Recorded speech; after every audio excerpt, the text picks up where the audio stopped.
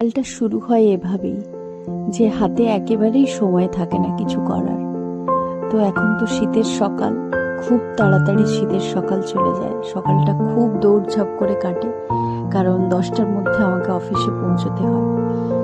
তো এই দিনটা ছিল আমাদের প্রিন্সিপাল স্যারের বার্থডে, যেটার জন্য আমরা সবাই মিলে ওনাকে সম্মান জানানোর জন্য এই ছোট্ট উপহারটি কিনেছিলাম। এটা আমাদের তরফ থেকে ছিল। তারপর ছিল খাওয়া দাওয়া আমাদের, ফ্রাইড রাইস, চিলি চিকেন, পনির, মিষ্টি, পাঁপড়। এই করতে করতে দিনগুলো কাটছে আমার।